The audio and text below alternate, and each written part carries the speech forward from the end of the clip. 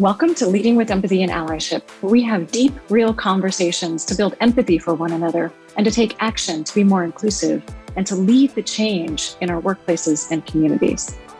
I'm Melinda Epler, founder and CEO of Change Catalyst and author of How to Be an Ally.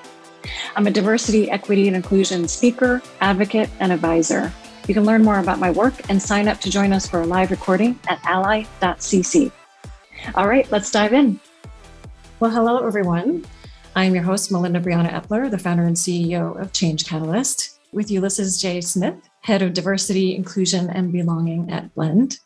We're going to be talking about rebuilding equitable structures in the workplace, how we work across different business structures to build diverse, equitable, and inclusive companies. So you'll notice something new in this episode. After a year and a half of doing weekly live shows and podcast and a video cast, we decided as a team that it wasn't sustainable. So there's no live audience Q&A in this episode. It's just Ulysses and I and our ASL interpreters if you're watching the video. If you have any questions or suggestions for future episodes, please email us through our website at ally.cc, or you can find us on social media at various Change Catalyst channels. All right. Ulysses, hello. How are you? I'm doing well. How are you? I'm doing all right. It's been a year. It's been 2 years. It's been a lot, but doing okay. So let's get started.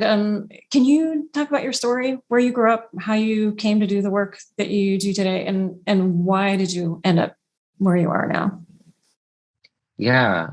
Oh, the story is long, so I'll keep it brief because I just had a birthday, so it's been some years now, I think, that we can talk about. I grew up in Jacksonville, Florida. So Duval County, for people who know, we're always in the news for all the wrong reasons. But no, I'm just kidding, half kidding. But that's why you're here. Exactly, right. Moved far away.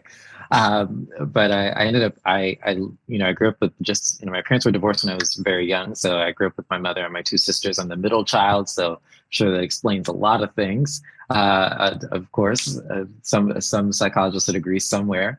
And then ended up moving to New York to go to school for college and then to work. And really my goal was just to go anywhere far away. Because I had never really been away from home. I had never flown. I had never experienced a lot. And I just, in high school, I just kind of realized, as I was coming into myself, I really wanted to be free. I didn't want to go to school with all the same people all over again. In Florida, I really just wanted to go elsewhere. And so that's what I applied to 13 schools. They were all far away. And really what I ended up studying was very dependent on where I went to school, because I applied to different programs at different schools. And so I ended up going to Cornell. They called me first. So that's who got me. I was very eager. I showed up to Ithaca, New York with 6 suitcases and a prayer, having never visited the campus. Wow. Little did I know that it was going to be snowy and gray for 8 months out of the year. Did not know that. It's not what I thought New York was. So very different. It was very different than what I saw in Law and Order on TV. It's like that is not Ithaca, New York. So that threw me off. But I ended up spending 8 years there. I ended up going to school there, but then working there afterwards. I think when I had a brief stint when I lived in Italy for a while. I lived in DC. As well, and really got to really experience what it was like to really feel included, to really feel like I was valued, as a gay Black man, fully. And I think for me, that really got me to really lean into a lot of the D&I space. And, by background, I was really focused on architecture and city planning work, and it got out of architecture very quickly because I was not good at it and wasn't interested in it. But really starting to think about asking and answering this totally different set of questions. And really thinking about what it meant to make sure people had access to these venues where decisions were being made about how they were going to navigate the world, especially, was so important to me. And so I really spent a lot of my time focused on, participatory governance models and, what is it like for a community to be able to be the determinants of their own destinies, to be able to utilize their agency to get from point A to point B or to see certain outcomes. And then also to really think about the intersection of law and society and what that means, right? When we think about the law as an institution, and how society is so very shaped by the dynamism of the law, something that is so dynamic yet enduring at the same time, right? From there, I ended up, leading Cornell's D&I work for a few years before really kind of getting poached into tech. It was not a space I really thought I was going to be in. I don't know if any of us really saw ourselves in this space in the tech sector, but it was not a space I really saw myself in. I had never really given it thought. I was, it's just going to be happy in higher ed.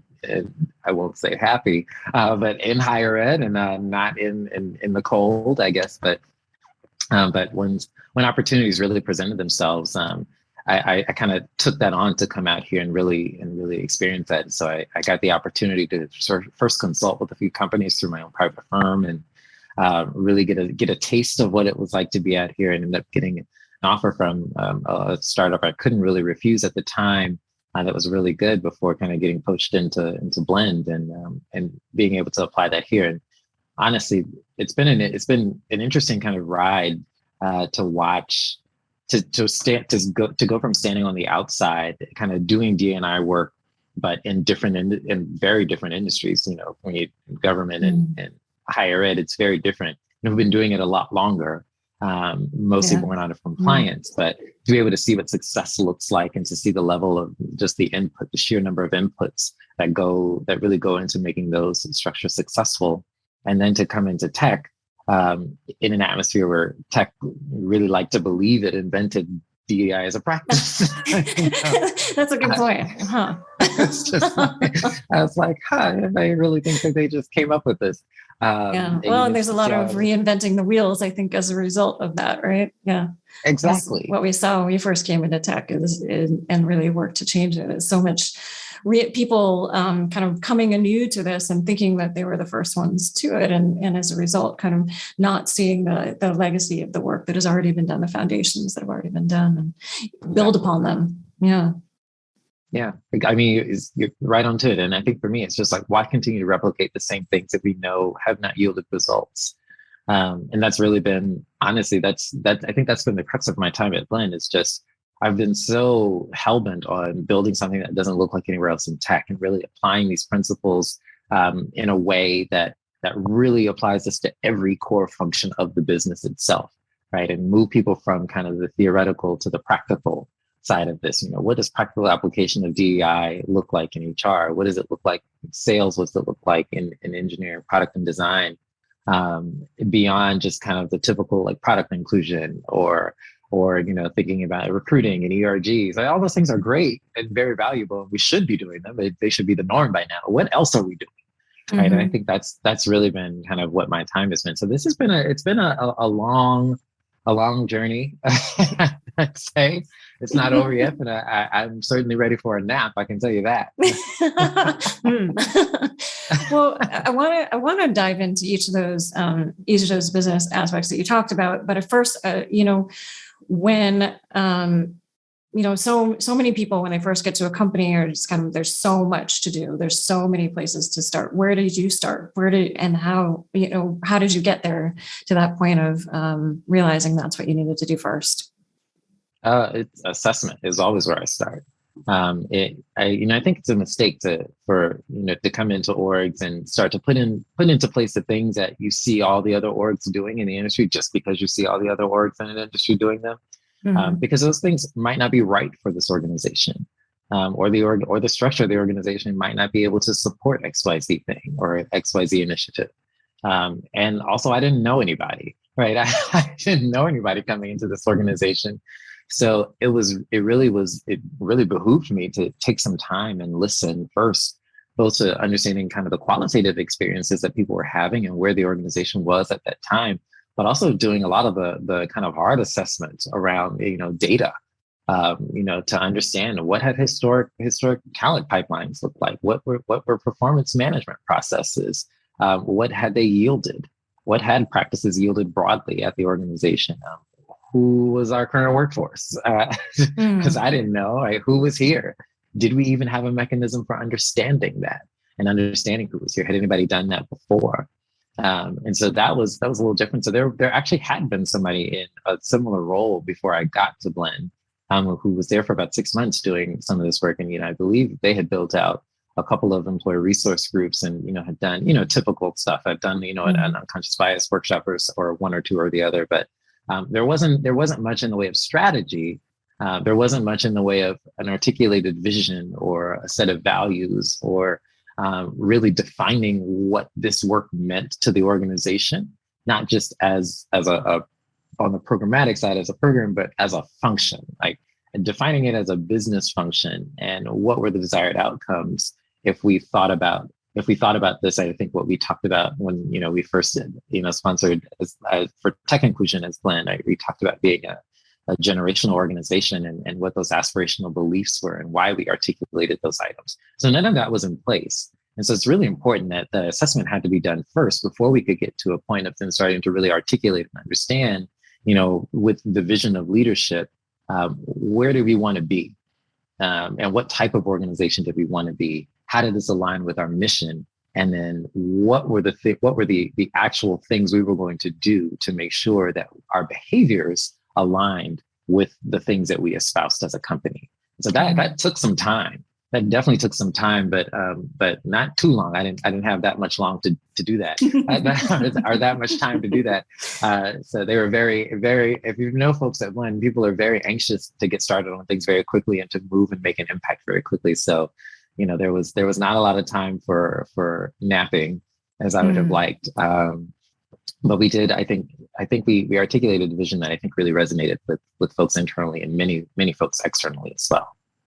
So an assessment really looking at the data across in multiple ways, and then working with a leadership team to develop that vision, and then socializing that vision, I assume, is next across the company and kind of getting feedback on that. Yeah, for sure. And then where was the starting point that Blend decided to really move toward first? Well, if people know me well, I'm an academic and I love a good hypothesis and experiment. And I also have to prove a point. So I have to prove it. So I think, I was hearing the typical things over and over again from both my time consulting with tech companies and even many other orgs who are not tech organizations beyond that. And everybody's always like, it's just so hard to find talent. It's so hard to find X population, particularly communities of color. It's so hard to find women in technical roles and all that stuff. And I'm just like, that's nonsense. The data says very differently. So how about we take you at your word, right? I'm going to take you at your word and let's see what we can do to change that. And so I actually spent, probably my first 6 months or so really working with our recruiting team, who, I have to say, I've valued so much because I've never worked with or partnered with a recruiting team who's been so eager to learn, who's been so willing to change process, unlearn behaviors, relearn new things, right, and implement new structures, which I thought was so helpful to just come in and just understand how they source talent. To understand what things they needed to feel supported in this and to feel like they were the champions of this work. And so I really spent that first 6 months really focused on the talent acquisition side. So just redoing process, really thinking about what would intentional sourcing strategies look like? How could we better set up the recruiting team to do that? Also, so then we'd have data behind us to be able to say, well, just over the last 6 months, these are the things that we've put in place. Here's how that has shaken out when it comes to looking at our talent pools. And now that you see that it's not the recruiters, because the talent is clearly there and they've definitely found the talent, they're not making it through, and or there are unrealistic things in your job descriptions, or you really don't know what you're looking for, which is a whole nother thing, right? Or XYZ thing is a factor. And we were able to point at those things now just to get away from this myth that the talent just didn't exist. And so I think once we were able to prove that point, once I was able to kind of get that over, I think people were a lot more receptive to the other things I wanted to build, because it happened in such a quick amount of time where it's just like, I don't know what you've been listening to. I don't know what you have or have not been reading. But we're not I'm not interested in all the other stuff everyone else in tech is doing. I'm not interested in hearing the same myths or lies or refrains around difficulties in doing XYZ things. We're going to be intentional about the work we do, and we're going to get there, right? And it's not going to take us 10 years to do that, because that's ridiculous at this point. So, and look at us now. Yeah. So. And look at you now. Yeah. So, you said, implement new structures in there. And I will say that, so we've known each other about 2.5 of those 3 years that you've been working at Blend. I think it's about 3. One of the things that I love about the work that you do is that you have touched so many different aspects of the business, that you really do see this wide reaching and important lens of equity, especially across all of those business entities. So moving into structures a bit, in episode 15, Rachel Williams, our dear friend Rachel Williams, and I talked about creating structural change in the workplace. And she said, you can't just change behavior, and that's a part of it, but you also have to change the environment people are working within that causes and reinforces those behaviors. And then you need to change the structures at play within that. So what are the structures? Let's first off, you mentioned a few, but what are the structures that you think about when you look at the workplace? Well, let's always know we can count on Rachel to come through with a word and a sermon, like to make us, to really get people to think a bit more critically about this work. And I think she's spot on, right? And I'll tackle structures in 2 ways here. One structures, I think, in the way we're talking about now, but then also kind of when we think about org structure, right? There's a practical application of it, right? In a different sense, right? And so when I think about some of the structures, I think good examples that readily come to mind for people normally in this space, right? They immediately talk about talent acquisition and recruiting, like in the structures that support those. So when we think about just, do we have structured interview processes that support the fact that we say we want to evaluate candidates fairly, right? And have we actually educated people around the implications of said structure, right? So that they're able to make decisions well, right? Do we have in place structures that actually reward, when we talk about performance management, actually reward or discourage certain types of behaviors in the organization, right? Whether that is, supporting a competency like building and leading a diverse team, right? Or a global team for that matter, whether it's, a focus on the climate that you create for your team and the culture that you create on that team, and how you exhibit that throughout and demonstrate that throughout the rest of the organization, right? And so seemingly little things that folks relegate to HR type practice and process, right? And probably only put them in place once there's a problem, right? But things like that actually go a long way in overall shaping and informing what the culture of the organization is going to be.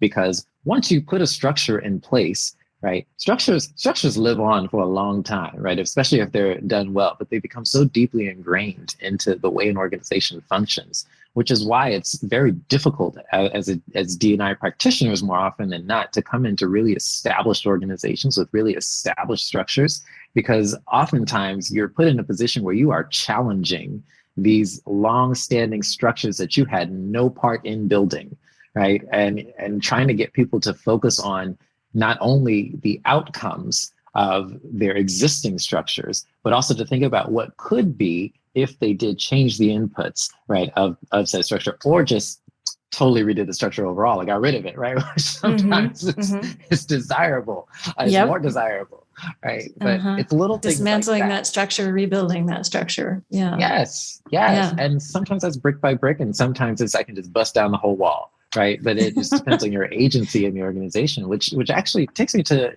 the organizational structure. There is implicit communication about what an organization values based on where it places some of that in an organization, right? And I know, lots of startups with flat hierarchies, all that good stuff, like don't want to like really say, oh, we shouldn't focus on that. There's no emphasis on that, or don't read too deeply into that. But the reality is, right, there is something that, and I've said this for years, there's something that's very, very different about how folks treat a sales organization versus how they treat a D&I organization or D&I practitioner. And you would never tell your head of sales, here's my very ambitious ARR target or client acquisition target. We want to reach it in this extra short amount of time. and it's going to be $1 billion or whatever, something really arbitrary that we didn't put a ton of thought around.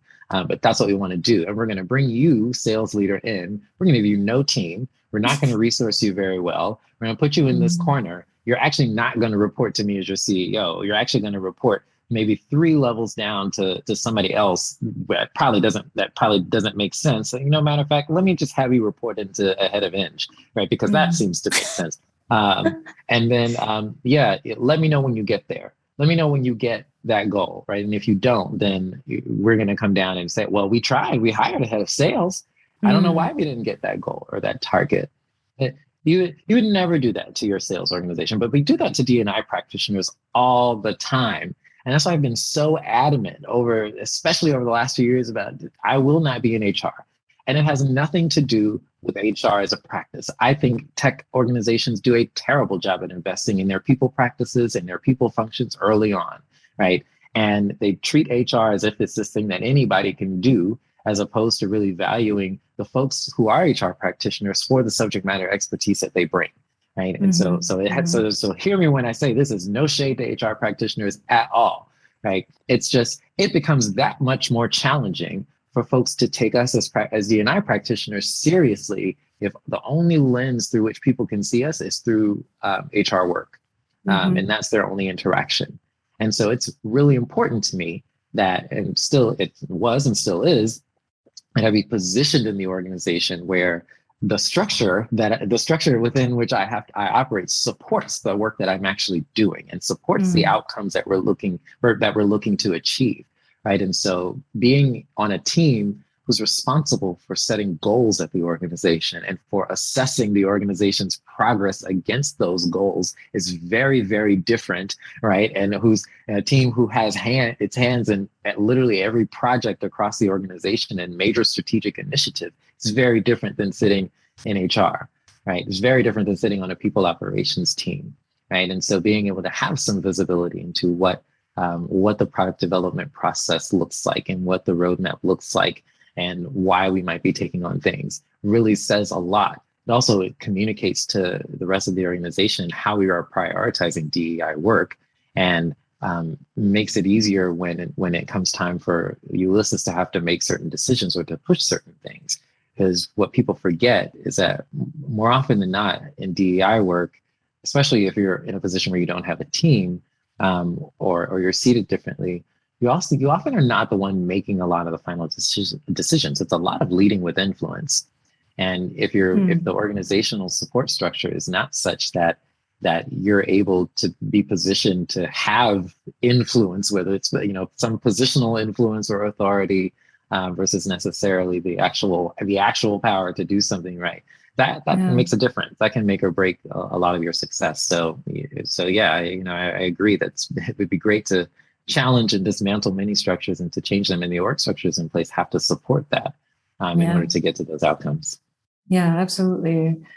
I think, when we talk about structures, we don't talk about leadership structures very often, power structures either. And I think that is a really important piece of all of this is who has the power in the organization? Do people have the power to create change? How do you empower them to create change? Are leadership structures created in a way that leadership is held accountable for change too, and hold each other accountable for that change?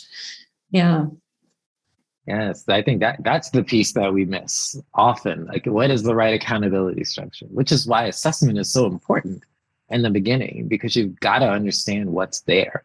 And, I come from much larger, well-established institutions and organizations. So I learned very quickly how to navigate complex organizations.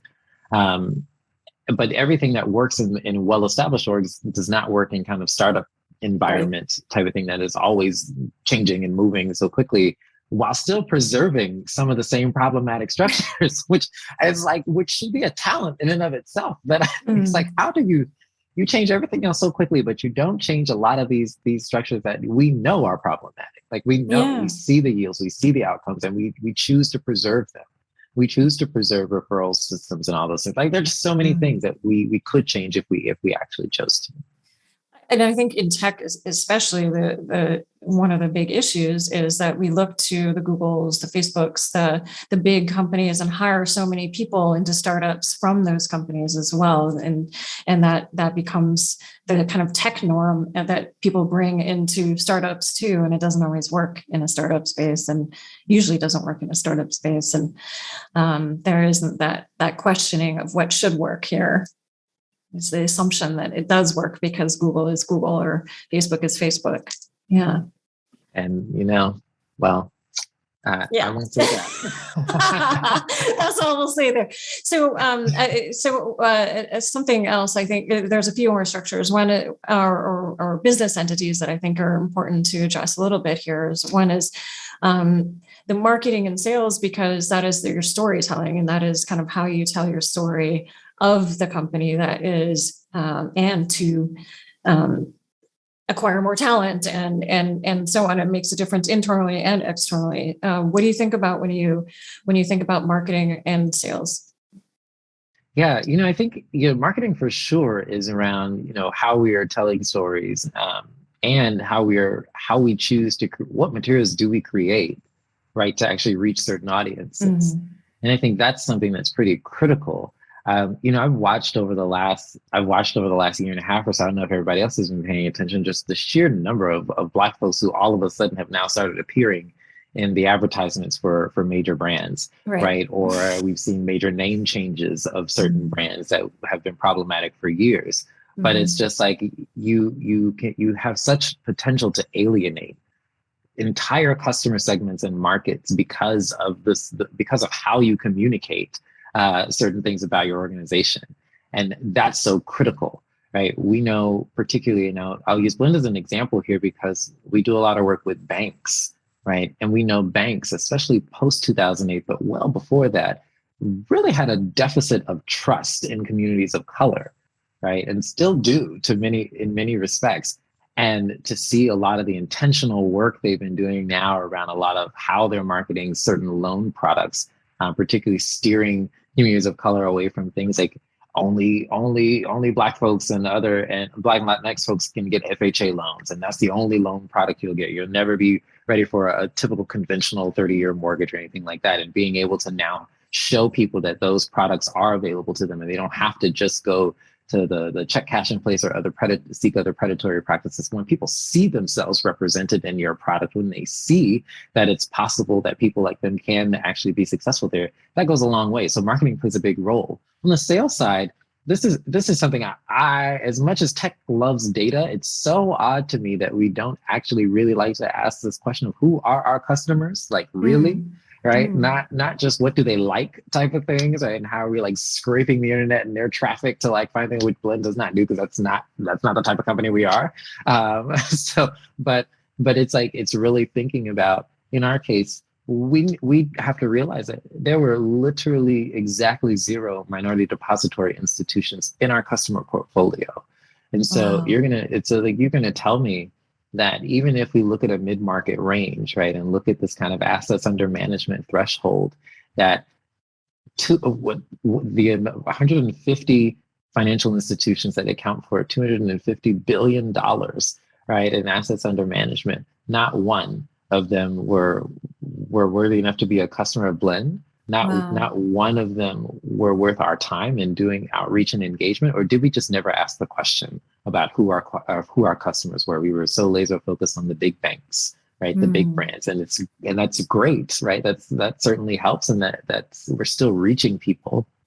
But ultimately, if we're thinking about not only our direct customer, but also ultimately the end user and a borrower, right?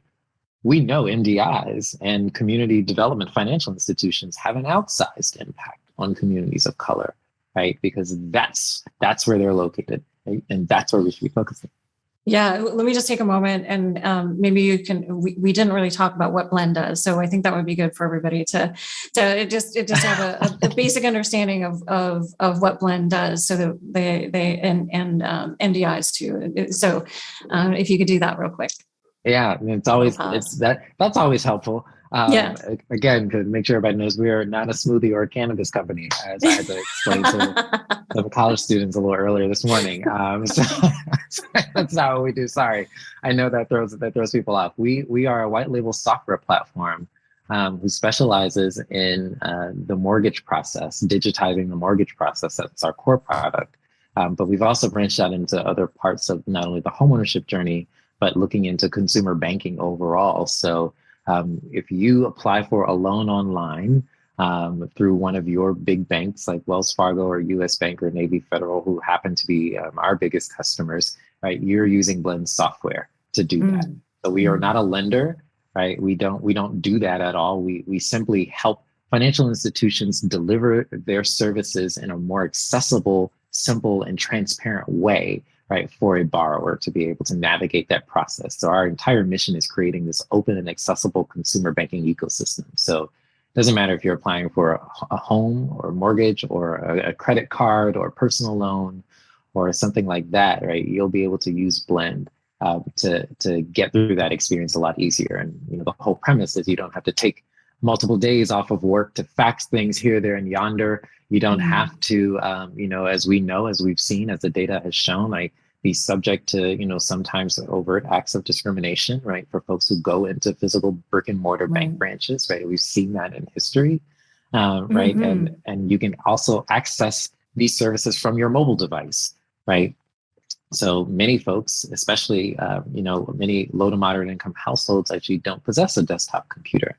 Right, so many of their transactions are done via a mobile device, and so being able to access this way with your bank, it creates a way more accessible means of delivering financial services to folks who typically are unbanked or underbanked or typically don't have the same access to that. So that's what Blend does in a longer nutshell than I probably should have given you.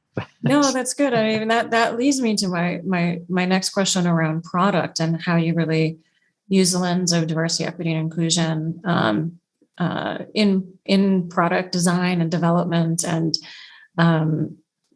it's just for anybody who's listening that doesn't know. Ulysses, you kind of touched on it, but the housing industry has been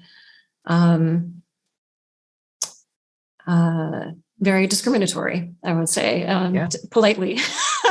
over the years, and there was a process of redlining where people from different parts of cities were not able to access housing in other parts of cities and not able to access mortgages, and really whether or not they had the money, they were not able to make a change because of who they were, where they were. So this is really important stuff. So let's talk about product.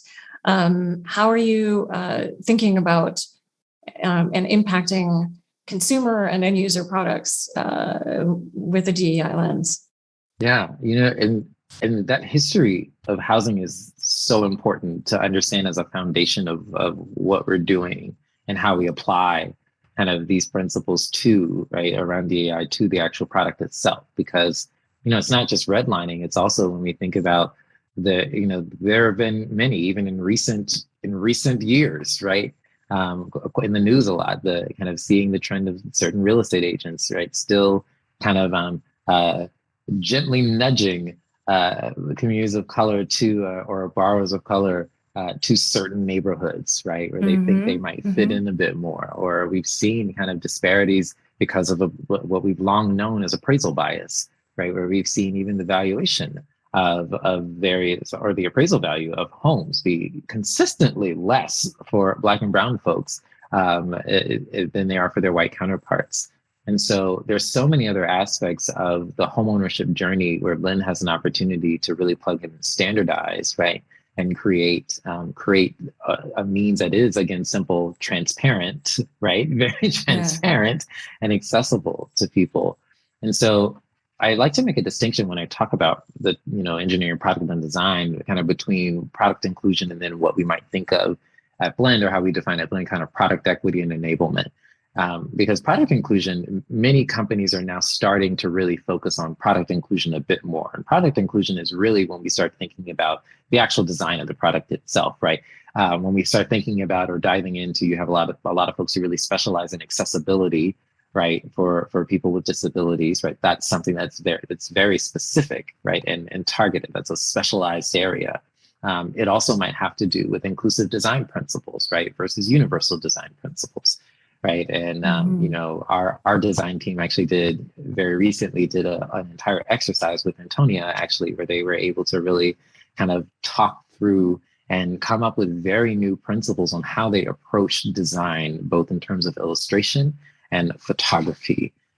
So who they were representing, why they were representing them that way, how identity really factored into that. And that's where we like to think about what product inclusion actually is, really thinking about how is somebody going to interact with the product? How are they going to use it in this way? How can we make sure that we've delivered something delivered a product that people can interact with in a way that works best for them, right? And that's on the product inclusion side. Now, when we think about product equity and enablement, and that's where I'm really thinking about beyond Blend, beyond kind of our customers, who are we actually reaching and what's the impact that we're having there, right? And so we know as kind of these long-term North Star guidepost goals, right, that the homeownership gap, the Black-white homeownership gap in particular, is larger than it was when the Fair Housing Act passed, right, 6 years ago, right? So we know we're not in a good place. We also know the financial wealth gap is a lot larger than it used to be between Black and white households as well. So tech industry. Exactly. Right? We also know that in the United States, still, home ownership and property ownership is the single biggest means of wealth accumulation and accumulating transferable and generational wealth, like building that, right? And so if those are our goals, we should be thinking about how we help get people to that, right? And that should be the impact that we're thinking of. So when we're talking about this, it is really focused on how do we, enable our customers to better deliver their services to reach these populations, right?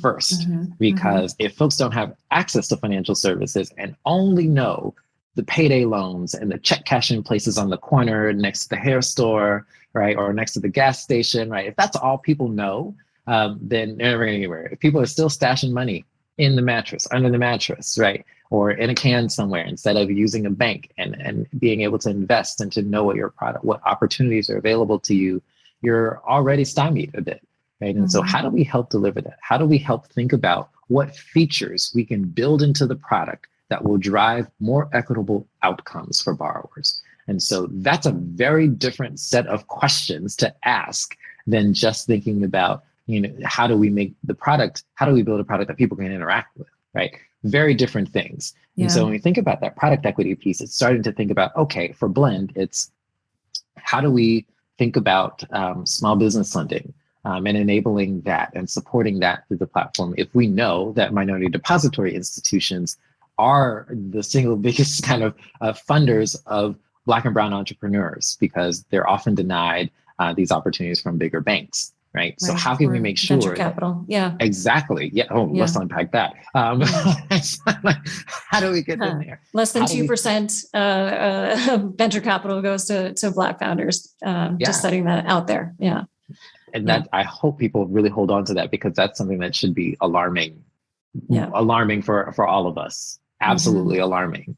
And again, all these fintechs have come out of the woodwork with a new plan for everybody to help build wealth, or to acquire wealth, or to get connected to some sort of capital, whether it be venture capital or just kind of their own kind of personal lending products, right? There's something to be said about not really understanding the dynamics there. It's something to be said about thinking about what are the data sources we build into our product, and to the products that we build that could be alternatives to things like the FICO score, which we know, right, has a history of being pretty structurally discriminatory, right? Structural discrimination, the distinction here meaning the intention is not to be discriminatory. The intention is neutral.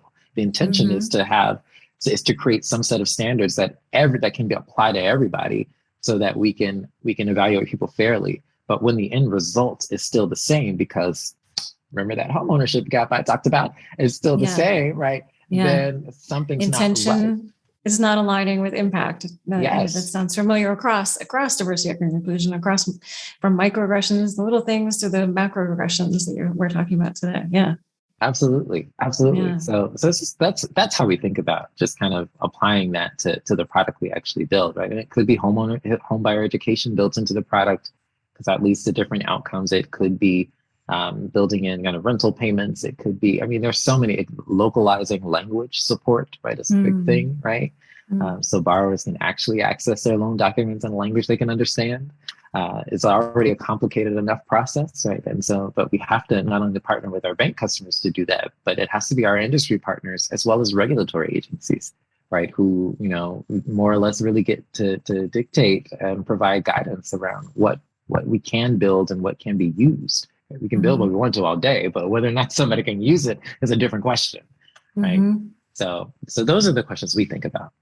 Yeah, and so obviously a lot of our listeners are not in the banking world, or not in the financial world, or not in the housing world, and I hope you are kind of seeing all the different opportunities for really looking at product from multiple different lenses, and really figuring out how you can help rebuild structures that might be inequitable outside of yourself, and also within companies, within your company as well. I think there's a beauty in the work that you're doing, that it accomplishes both.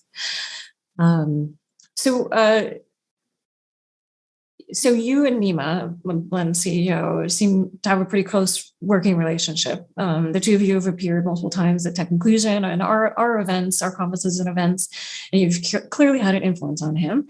How important is it to work directly with the CEO? Do you work directly for him as well as you report to him? I do not. I do not report directly to him. Yeah. Okay. There's still somebody in between. It's just not a head of HR. Yeah. How important is it to work, and how do you work directly with the CEO on this?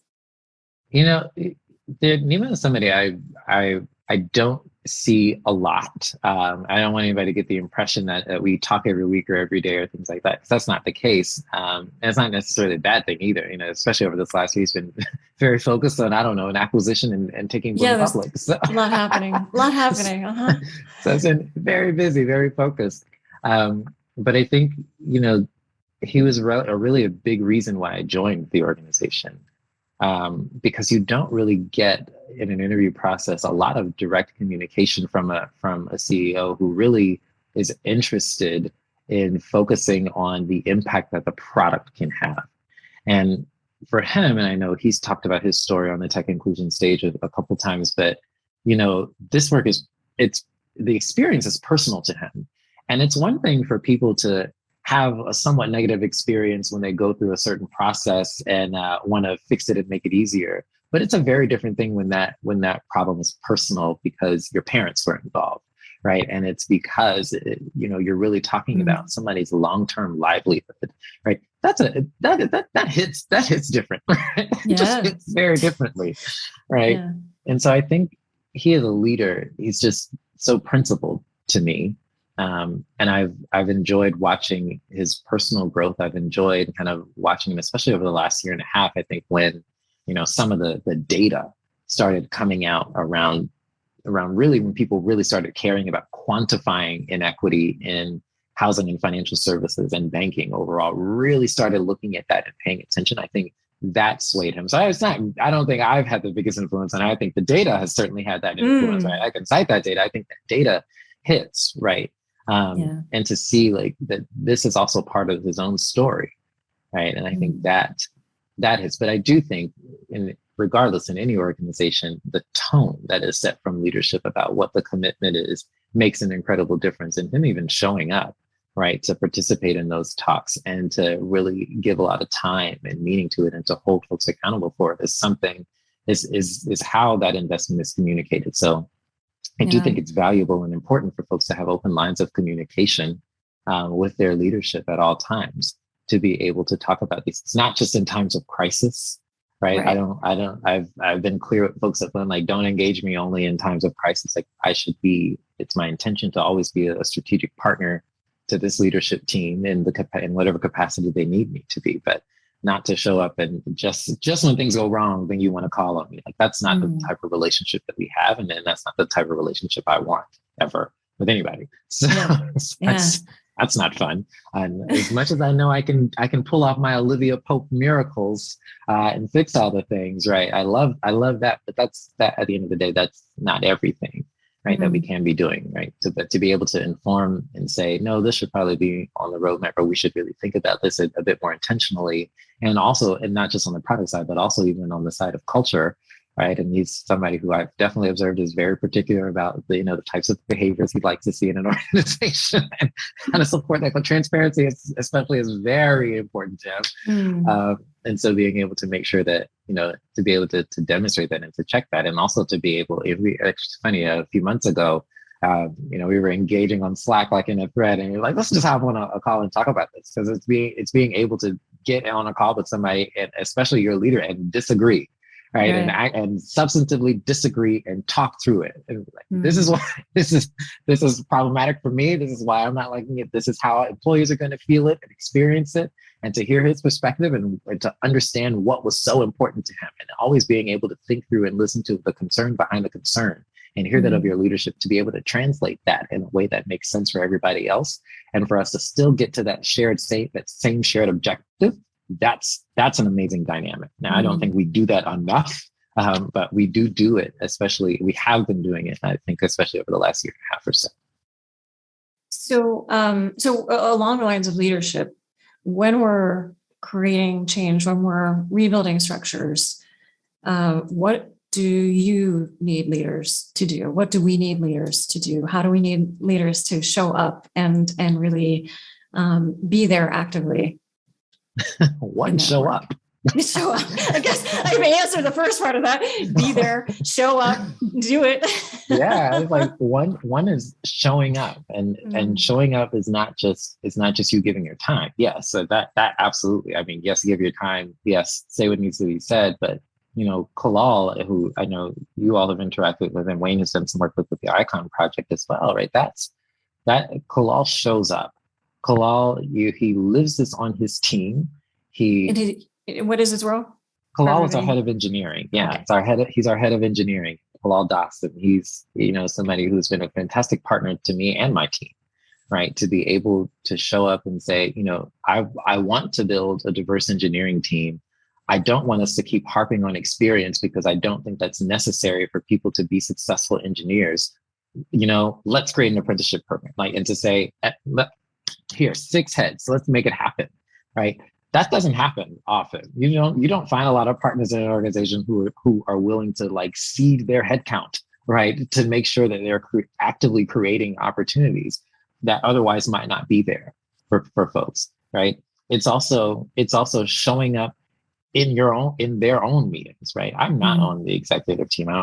People get that confused all the time. I am not on the executive team, right? And I it's also not a meeting I want, to be fair, right? To be fair. But what I think is, you all have to be able to have those conversations without me in the room.